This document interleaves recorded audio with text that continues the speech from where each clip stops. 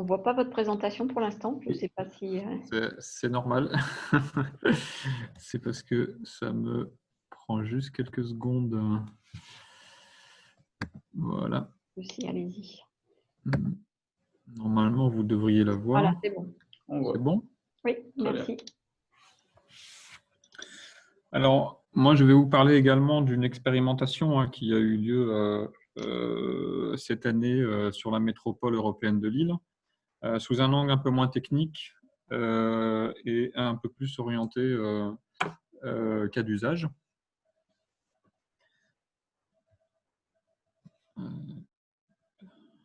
Alors, tout d'abord, juste quelques mots sur le CITC. Le CITC, Centre d'innovation des technologies sans contact, est un centre d'expertise, comme son nom l'indique, sur les technologies sans contact et à l'origine sur la RFID également.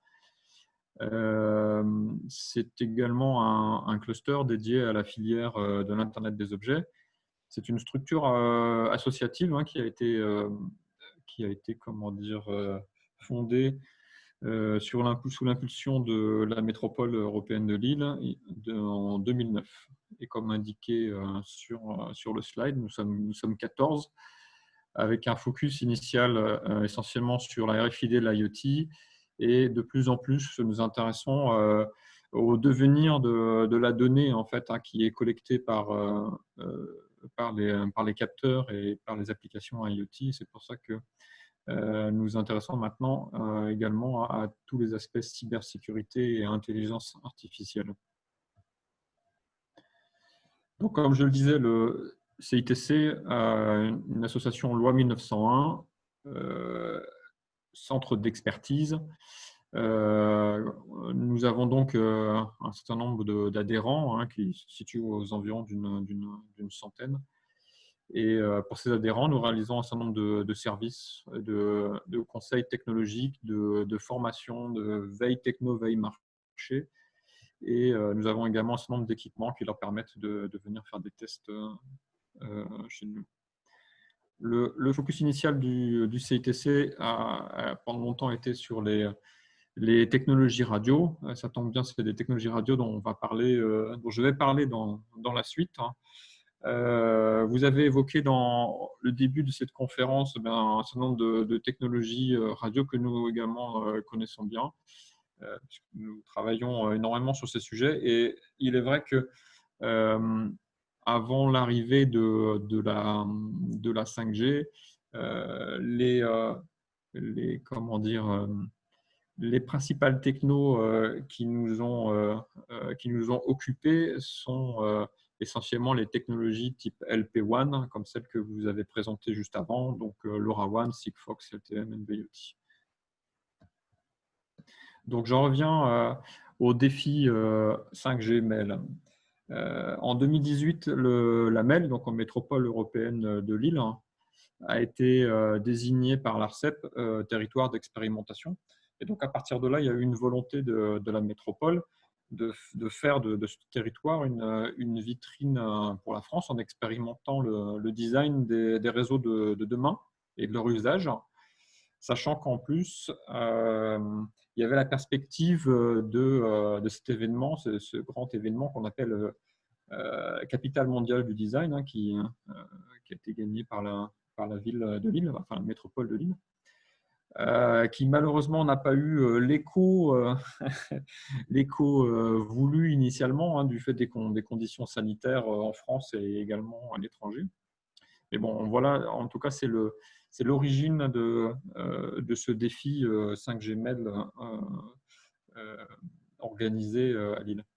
Donc, l'objectif, c'était de donner une opportunité aux acteurs locaux d'expérimenter, de tester avec une année d'avance des usages nouveaux, des applications autour de la 5G. Donc, c'est ainsi que la MEL a lancé un défi 5G MEL afin de faire émerger des familles d'usages que seule la 5G pourrait permettre. Donc, cette opération elle a été menée en partenariat donc, avec la métropole, Orange, le CITC et le village by Crédit Agricole. dans ce défi, il y a un appel à projet et puis forcément, il y a un jury avec un comité de sélection pour déterminer quels sont les, les candidats qui sont retenus.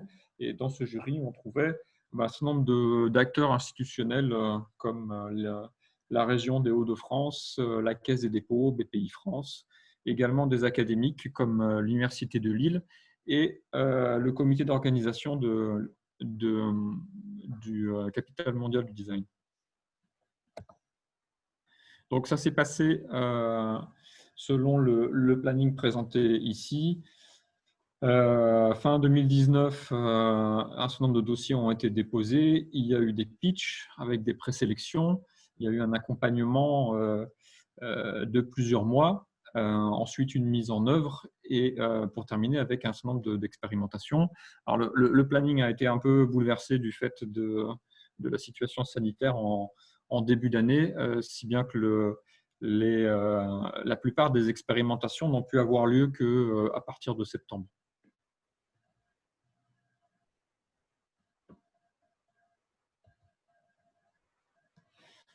Donc, en chiffres, le défi 5G Mail, qu'est-ce que c'est? C'est à peu près 30 marques d'intérêt, 8 candidats auditionnés par le comité de sélection, 7 lauréats sur des projets suffisamment matures et aboutis, et in fine, 4 démonstrateurs. Alors, avant de parler des démonstrateurs et des expérimentations, on va juste faire quelques rappels sur ce qu'est la 5G. Il y a un certain nombre de caractéristiques qui sont mises en avant pour les réseaux 5G. Les plus importants, les plus connus étant le débit, la latence, les densités de connexion aussi, et puis l'efficacité énergétique de ces nouveaux réseaux. Alors, on peut voir ça d'une autre manière avec ce graphique qui a été proposé par comment dire, l'Union des télécoms, l'Union internationale des télécoms. Donc, on voit la situation avant et la situation telle qu'elle devrait être avec l'arrivée de la 5G. Et donc, ce qu'on voit effectivement, c'est une augmentation spectaculaire des débits, une diminution de la latence, qui se situerait aux alentours de 1 milliseconde, et surtout une densité de connexion assez hallucinante. Seule façon d'atteindre ce qu'on appelle les applications de type massive IoT.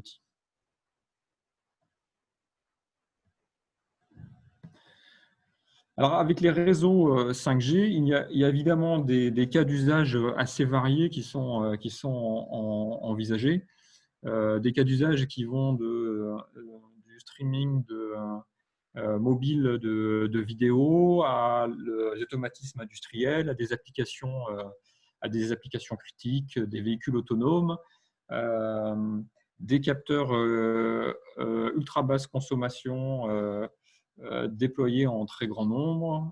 Il y a également des applications comme celles qui ont été comment dire, présentées précédemment sur tout ce qui est bâtiments intelligents, ville intelligente. Donc voilà, donc ce qu'il faut comprendre, c'est qu'on a une disparité importante de cas d'usage, avec des besoins en termes de caractéristiques qui vont être différents. Et comme on voit, on a 3 extrêmes en fait dans ces cas d'usage. On a les cas d'usage type Massive IoT en bas à gauche. On a en bas à droite plutôt les systèmes critiques qui vont avoir besoin de communication déterministe avec des latences très très faibles. Et enfin, plutôt en haut, on va avoir les dispositifs qui s'appuient plutôt sur du débit, du flux de données important en mobilité. Alors évidemment, et ça j'avais commencé à l'expliquer, les caractéristiques nécessaires à chacun des cas d'usage sont différentes. La latence qui est nécessaire pour les applications de vidéo haute définition ne sont pas forcément aussi importantes que celles dont vous avez besoin lorsque vous faites du contrôle industriel à distance. Et ça va nous intéresser par la suite lorsqu'on va voir le type de cas d'usage qui sont ressortis des différentes propositions qui ont été proposées par les candidats au défi 5G-ML. Alors tout d'abord, sur le réseau 5G qui a été déployé sur le territoire de la MEL. Alors, ce réseau, c'est une préfiguration d'un réseau 5G. Ça veut dire que toutes les caractéristiques d'un véritable réseau 5G ne sont pas encore disponibles. Déjà parce que, comme vous le savez, au 3GPP, les choses avancent par phase avec différentes releases et avec des objectifs et des caractéristiques différentes à chaque nouvelle release. Donc, en pratique, sur le réseau qui était accessible pour le défi 5G-ML, nous disposions d'un débit amélioré, mais qui était quand même très inférieur aux 10 gigabits seconde auquel on pourrait avoir accès avec un réseau 5G. On a une latence qui est certes améliorée, mais qui est inférieure aux objectifs d'une milliseconde. On a déjà un gain sur la consommation du réseau qui est évalué à peu près à 50%. Et par contre, il n'y a pas d'amélioration sur la densité de connexion. C'est un aspect qui est relativement complexe à tester dans des expérimentations sur un concours comme le défi 5G-ML. Alors, le CITC a fourni des terminaux 5G aux différents lauréats pour réaliser des expérimentations. Il s'agit essentiellement soit de routeurs 5G ou de terminaux mobiles 5G.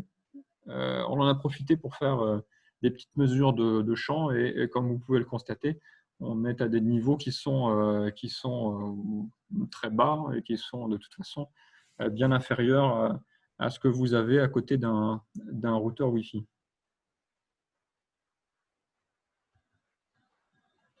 Alors les lauréats, comme je vous l'ai dit tout à l'heure, il y en avait 7 des lauréats.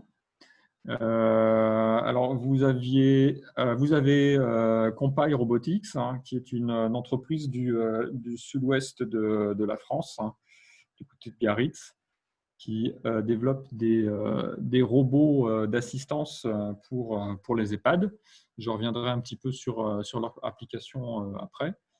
Augmenteo, qui est un éditeur de jeux mobiles, un peu à la Pokémon Go. Dans sa candidature, ils expliquent que leur objectif, c'est d'arriver à une interaction naturelle entre joueurs sur le terrain grâce à une très faible latence. Spread the Life développe des caméras autonomes de très haute fidélité.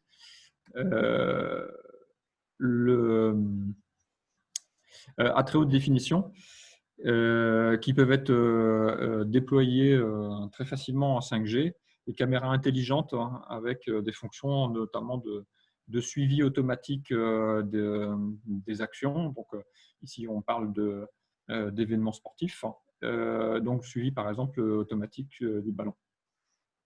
MoveLab est une entreprise qui développe des solutions destinées aux salles de sport pour leur permettre d'organiser des activités en dehors des salles, en extérieur éventuellement, et en tout cas avec participation à distance de sportifs, à domicile par exemple. Donc, ce qui s'est révélé extrêmement utile en début d'année du fait du confinement. Donc, Suez, enfin, c'est mon dernier.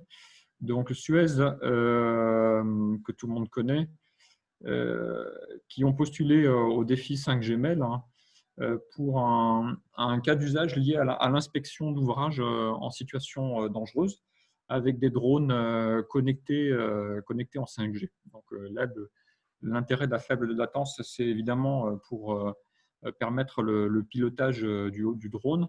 Et le haut débit, c'est parce que avec le type de caméra qui est installé dans ce type d'application, vous générez des volumes de données qui sont très, très importants, et les drones actuels, le plus souvent, ne permettent pas de transmettre en temps réel le flux vidéo haute définition. Vous devez le récupérer sur des supports amovibles type carte SD.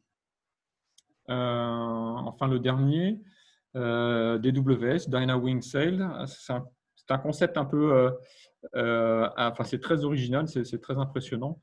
C'est une startup qui développe un concept de course de voilier en réalité mixte. C'est quelque chose qui est à mi-chemin entre le e-sport et la réalité augmentée. Donc, enfin, je ne sais pas si vous avez déjà vu. J'ai mis un petit lien, mais je ne sais pas si on va pouvoir le… Je ne sais pas si vous le voyez ou pas, non? Non, pour nous, on voit juste la diapo. D'accord, attendez, je vais vous montrer je pense que…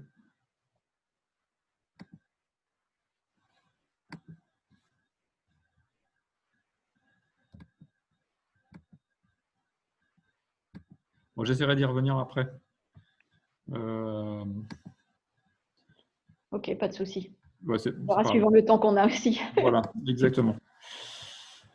Donc, si on reprend le graphique en triangle de l'Union internationale des télécoms, hein, on constate que les cas d'usage qui ont été proposés par les lauréats se situent dans une zone intermédiaire entre les applications mobiles haut débit et les applications faible latence, enfin quand même situé un peu plus vers le haut débit. Donc là, on trouve dans toute cette partie-là des applications de réalité augmentée, des applications de vidéo haute fidélité, vidéo 3D, et un petit peu d'automatisme.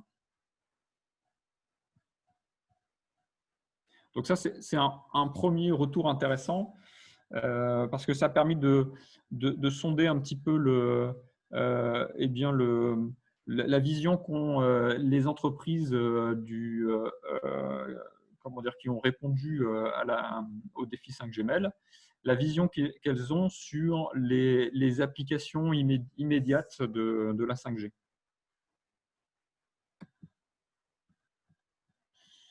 Donc, comme je le disais précédemment, on a 4 expérimentations, dont une en cours. Alors, pourquoi 4 et pas 7? Eh bien, il y a des raisons pratiques. L'intégration de la 5G n'est pas forcément extrêmement simple. Comme je vous l'ai montré précédemment, les terminaux dont nous disposions, c'est essentiellement des routeurs ou des terminaux mobiles. Certains partenaires auraient eu besoin en fait, d'avoir des plateformes embarquées type modem 5G qu'ils auraient pu intégrer directement dans leur système embarqué. Donc ça rendait un certain nombre de tests compliqués, voire impossibles. On a eu également un certain nombre de lauréats qui, du fait de la situation sanitaire un peu complexe, ont décidé de se recentrer sur des activités essentielles à la survie de leur structure. Donc, tout ça fait qu'on a eu 4 expérimentations, dont une en cours depuis septembre. Je vais vous parler tout à l'heure de l'expérimentation qu'on a réalisée avec Compile sur la robotique d'assistance. L'expérimentation de Suez est planifiée. Elle est en attente de déploiement de connectivité supplémentaire au sud-ouest de la métropole, du côté de Villeneuve-d'Ascq. C'est une partie qui n'était pas couverte par le réseau 5G actuel. Spread the Live a fait des tests avec une caméra très haute définition placée sur un bâtiment historique de la métropole. Et sinon, on a réalisé des tests très poussés avec Better Call Dave, et je vais vous en parler maintenant. Alors oui, juste sur quelques points, quelques informations supplémentaires sur l'expérimentation avec Suez. Leur objectif, c'est vraiment de faire des inspections régulières avec des drones, hein, parce que la façon d'opérer aujourd'hui, c'est d'envoyer tout simplement des agents d'intervention pour inspecter, et que certains sites peuvent se révéler dangereux, et d'une manière générale, ça veut dire qu'ils ne peuvent pas surveiller aussi souvent qu'ils le voudraient.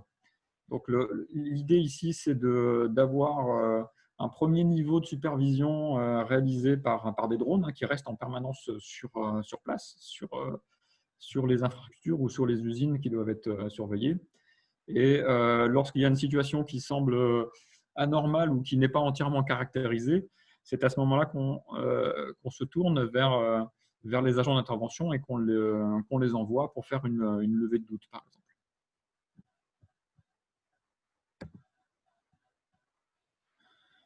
Alors, Better Call Dave travaille sur des solutions de formation en réalité virtuelle. Alors, ce sont des outils dont l'efficacité n'est plus à démontrer, hein, pour la formation. Au CITC, nous connaissons bien le sujet, puisque nous travaillons sur un projet de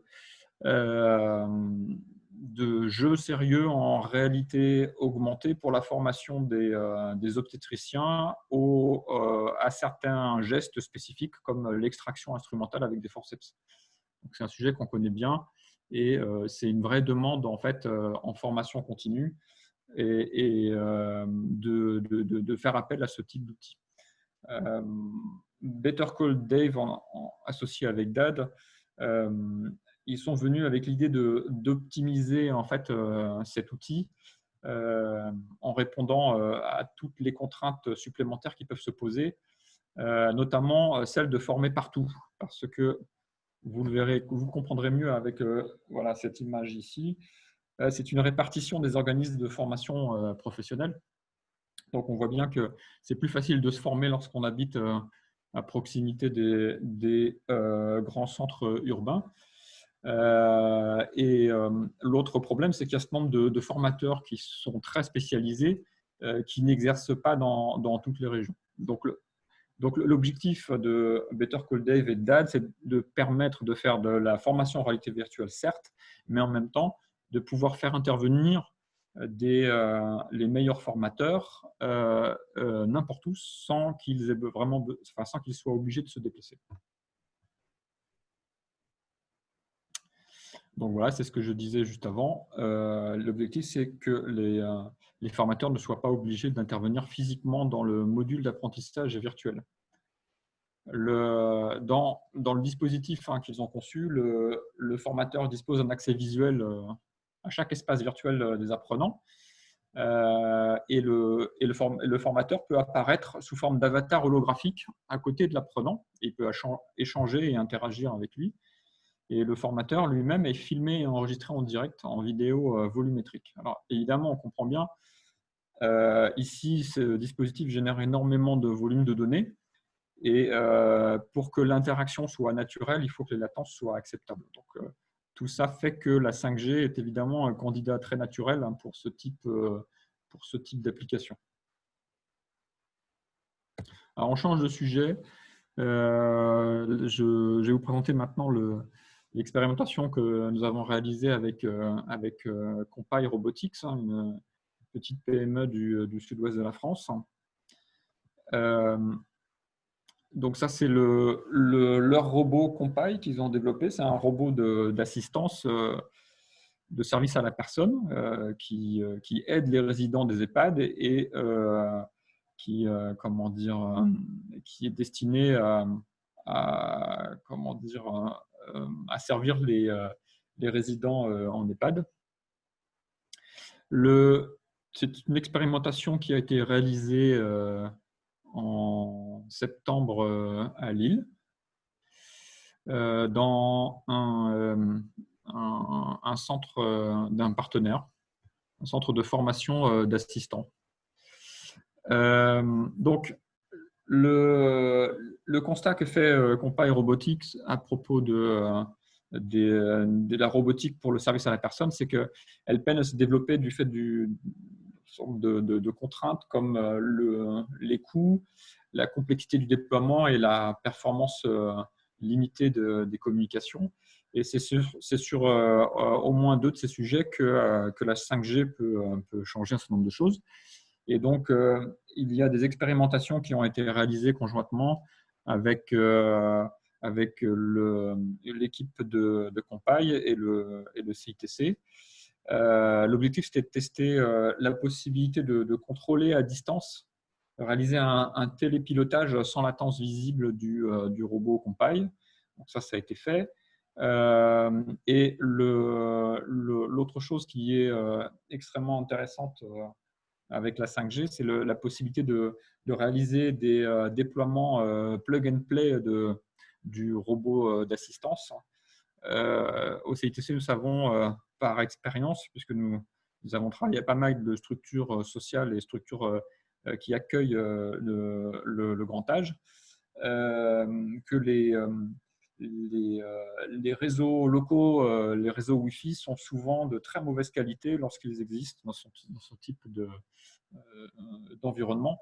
Le fait de s'appuyer sur la 5G plutôt que le Wi-Fi, ça peut effectivement simplifier énormément le déploiement de ce type de solution d'assistance. L'autre point mais qui est plutôt à moyen terme qu'à court terme en termes de tests, qui a été évoqué par Compile, c'est la possibilité de déporter une partie des logiciels temps réel.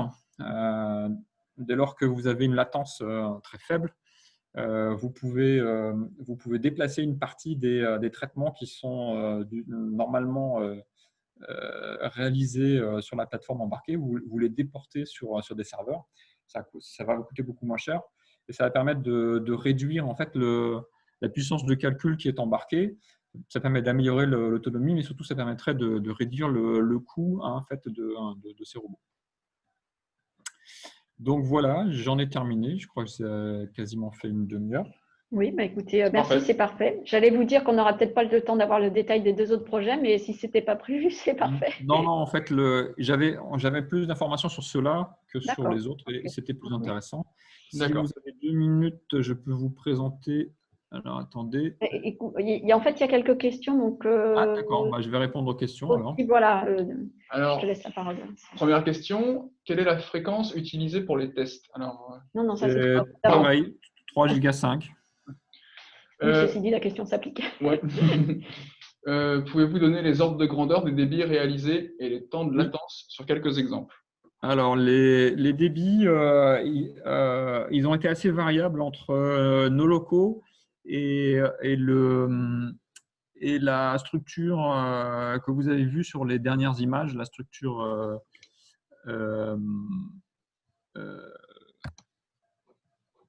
de formation où il y avait le lit médicalisé. Là-bas, on avait des débits qui étaient de l'ordre de 700 mégabits seconde en descendant. Et ici, on était plus proche du giga. D'accord. Très bien. Et j'ai une question qui s'adresse à vous ainsi qu'à Monsieur Tolabot. Donc, du coup, je lui ai rendu la parole si jamais il veut débrancher son micro, enfin brancher son micro, pardon, il en a la possibilité. D'accord. Pour déployer les antennes 5G pour les expérimentations, avez-vous auparavant simulé leur position dans les logiciels de cartographie? Et est-ce que cela vous a permis d'optimiser leur positionnement? Alors, moi, je vais avoir une réponse très rapide. Oui.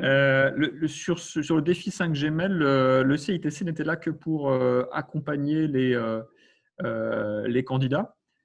Toute la partie déploiement du réseau, en fait, c'était à la charge de l'opérateur télécom. Donc, je ne répondrai pas à sa place parce que j'ignore totalement la réponse. Ok. Et Monsieur Samer, peut-être vous pouvez répondre sur cette partie-là. Je ne sais pas si vous êtes toujours là. Ok. Bon, bah écoutez, merci beaucoup. Alors, j'ai une question subsidiaire. Alors, c'était aussi pour Monsieur Samer et puis pour vous, Monsieur Gauthier. Là, tout à l'heure, j'ai présenté très rapidement un plan de relance spécifique sur la 5G. Est-ce qu'il y a encore possibilité de… Est-ce que votre plateforme est encore disponible pour d'autres projets? La plateforme, en fait, Voilà. bon, alors officiellement, on a des informations, je dirais, contradictoires. C'est-à-dire que normalement, il y a 2 semaines, on nous a dit que comment dire, le réseau était accessible encore jusqu'au 17 novembre. D'accord. Mais entre-temps, il y a eu une décision dont vous avez peut-être entendu parler, une Oui. décision de la mairie de Lille. Hein, je fais bien la distinction entre mairie de Lille et métropole européenne de Lille. C'est pas la même chose. La métropole européenne de Lille qui a décidé d'un moratoire sur le déploiement et les tests de la 5G.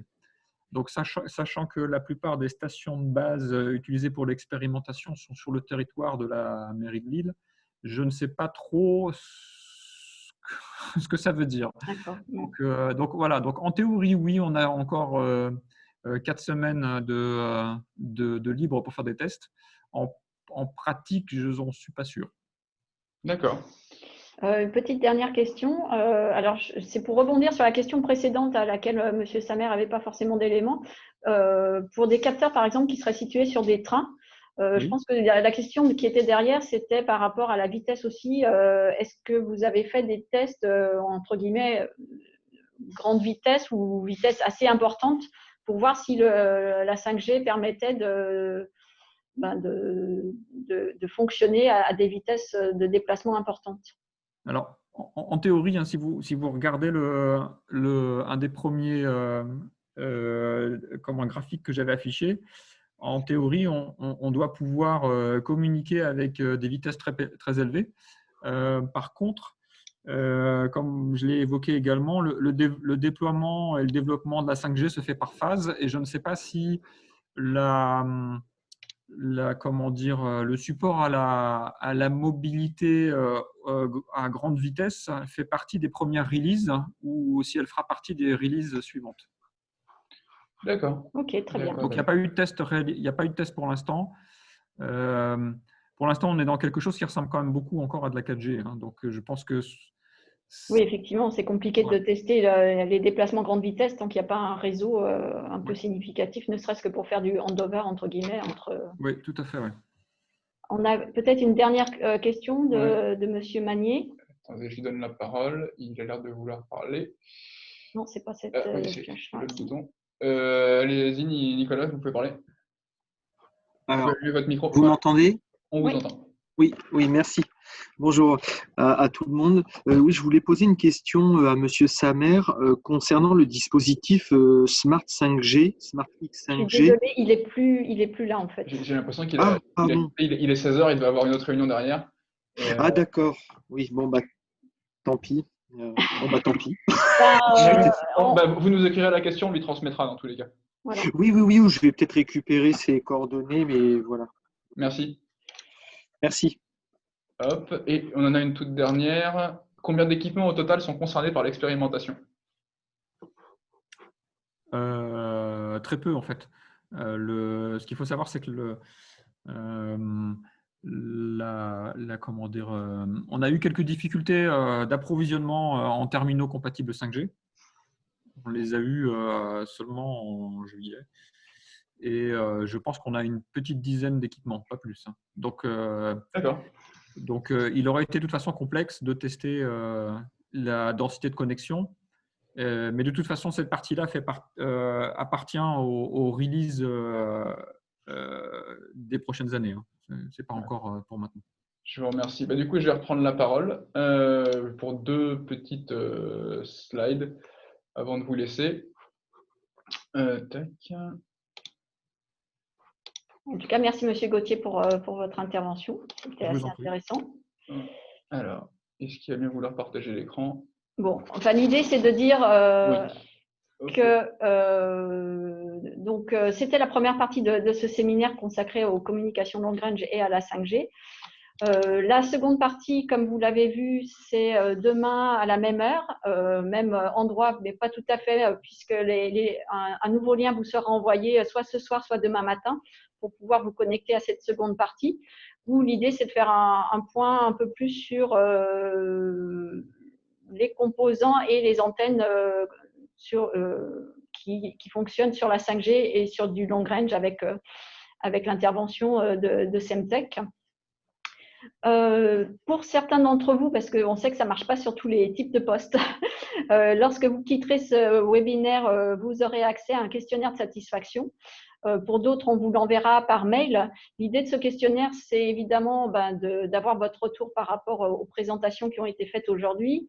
C'est aussi très important pour nos financeurs de savoir si les sujets choisis et si l'intérêt que ça a suscité parmi l'auditoire. Et puis, accessoirement, ça vous donnera accès aux présentations en PDF et à la rediffusion quand les personnes qui ont présenté sont d'accord avec cette rediffusion-là. Donc, je vous remercie d'avoir participé à cette première partie du webinaire. N'hésitez pas à revenir vers nous si vous avez des questions ou des interrogations, comme par exemple M. Magnier. Voilà, on peut relayer l'information aussi si M. Samer n'a pas laissé ses coordonnées dans le PDF. Donc, merci à tous. Et puis à demain. Bonne fin de journée et puis à demain, 14 h, dans la seconde partie de ce webinaire. Merci beaucoup. Merci, à bientôt. Merci, au revoir. Au revoir.